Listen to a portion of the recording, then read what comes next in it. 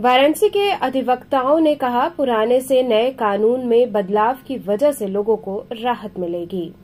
नए और पुराने कानून में बदलाव से आम जनमानस को तो राहत मिलेगी ही, जो मुवक्किल है उनको और भी राहत मिलेगी। जी हां, बताते चले कि वाराणसी के अधिवक्ताओं का कहना है कि पुराने कानून अंग्रेज अपने आधार पर बनाए जिससे भारतवासियों पर उत्पीड़न कर सके, लेकिन अब नए कानून में जो धाराएं आई हैं उसमें सिर्फ दोषियों को ही सजा मिल सकेगी। अधिवक्ता भानु प्रताप सेठ और शिवम कुमार ने बताया कि जो हमारे पुराने कानून थे वो आईपीसी, सीआरपीसी एविडेंस 1 जुलाई 2024 से भारत सरकार द्वारा नया कानून लाया गया है। भैया बात की जाए तो नए कानून और पुराने कानून में काफी बदलाव किया गया है। आप इस समय नए कानून के अधिवक्ता भी हैं और पहले के समय में आपके पिताजी भी रहे होंगे, लेकिन आप इस समय हैं, तो कितना डिफरेंस देख रहे हैं आप? नहीं, डिफरेंस पुराने कानून में और नए कानून में काफ़ी अलग है, काफ़ी ज़्यादा अलग है। और काफ़ी ज़्यादा कुछ धाराएं हैं जो लाई गई हैं।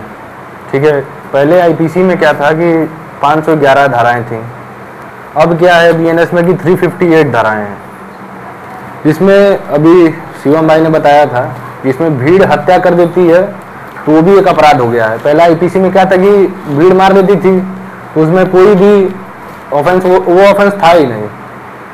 वो सिर्फ अगर उसकी जांच हुई तो पता चला कि पुलिस ने कहा कि भीड़ ने हत्या कर दी, अज्ञात मुकदमा दर्ज हो गया, कोई नहीं पकड़ाया, जिसके साथ ऑफेंस हुआ वो भी लड़ता रहा, कोर्ट में चलता रहा मैटर। महिलाओं को लेकर अगर बात की जाए तो काफी इस समय अपराध बढ़े हैं।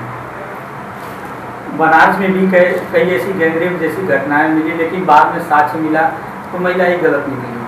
तो इसके लिए आप एक न्यायिक कानून से जुड़े एक अधिवक्ता हैं, आप किस तरह से देखते हैं? आप मुझे एक चीज़ बताइए, बनारस का जो मामला था गैंगरेप का, जब एफआईआर रजिस्टर्ड हुई उसमें टोटल 23 लोग का नाम आया। 23 लोग का नाम आने के बाद जिस दिन की घटना थी बीच में अलग अलग लड़के के पास वो महिला गई, ठीक है, मैं उनका नाम नहीं लूँगा। उसमें क्या हुआ कि क्या कहते हैं, जिस दिन घटना हुई है उसके अगले दिन उनकी एक रील वायरल हो रही है इंस्टाग्राम पे।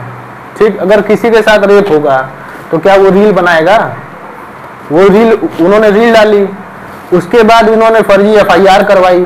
उसमें कौन लोग इन्वॉल्व हैं क्या है वो तो मुझे जानकारी नहीं है।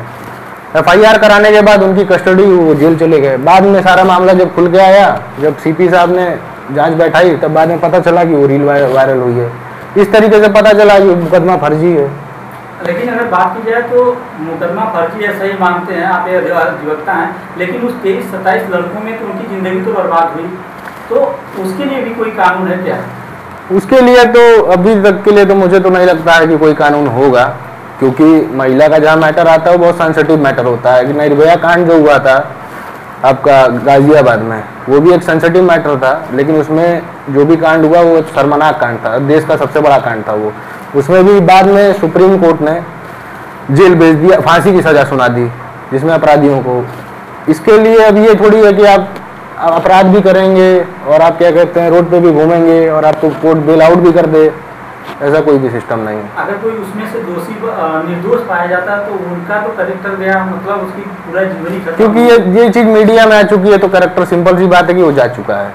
बाद में अगर कुछ होता है तो मानहानि का मुकदमा होगा और महिला के ऊपर मुकदमा होगा, उसको कोर्ट जेल भेजे, सरकार जेल भेजे उसको। तो आप किस तरह से देखते हैं पूरा मामला, किस तरह से देखते हैं? मामला तो मैं इस तरीके से देख रहा हूँ कि ये जो भी है साजिश है, किसी न किसी की साजिश होगी। तभी महिलाओं के प्रति अगर बात की जाए तो जिस तरह महिलाओं को कैसे किस तरह से रोका जाए, उनके साथ घटना है, तो आप एक अधिवक्ता हैं, क्या सुझाव देना चाहेंगे काशीवासियों के, आम पब्लिक को? सुझाव यही देना चाहेंगे कि जो भी महिलाएं हैं इस तरीके की हरकत जो कर रही हैं, आए दिन हरकत हो रही है। आप कैंट रेलवे स्टेशन पे चले जाइए और वहाँ जाके रात में आप हरकत देखिए, कोई सेफ नहीं है। आज के समय में ना पुरुष सेफ है ना महिला सेफ है। बात यह है कि कुछ महिलाएं हैं बनारस में भी जो इस तरीके का रैकेट चला रही हैं कि इनको फंसाओ उनको फंसाओ, फर्जी मुकदमा दाखिल कराओ। एक बार अगर संबंध बनता है, मेडिकल जांच होगी तो सिंपल सी बात है कि आप चैलेंज करोगे कोर्ट में कि रेप का केस है, और कोर्ट का नियम यही है कि पहले आपकी कस्टडी होती है, ट्रायल में जब मुकदमा आएगा तब पता चलेगा कि सच्चाई क्या है, जब चार्जशीट बन के आएगी। तो ऐसे महिलाओं से बचने के लिए क्या अपील करेंगे पुरुषों के लिए? अपील यही करेंगे कि ऐसी महिलाओं से दूर रहना चाहिए। अब उससे ज़्यादा तो कुछ बोल नहीं सकते, क्योंकि समाज में गरीब लोग भी रहते हैं, अमीर लोग भी रहते हैं। ठीक है, हर टाइप के लोग हैं, मिडिल क्लास फैमिली है, लोअर क्लास फैमिली है, अपर क्लास फैमिली है। अपर क्लास के लिए क्या है कि उनके पास पैसे होते हैं, वो अपना बच जाते हैं,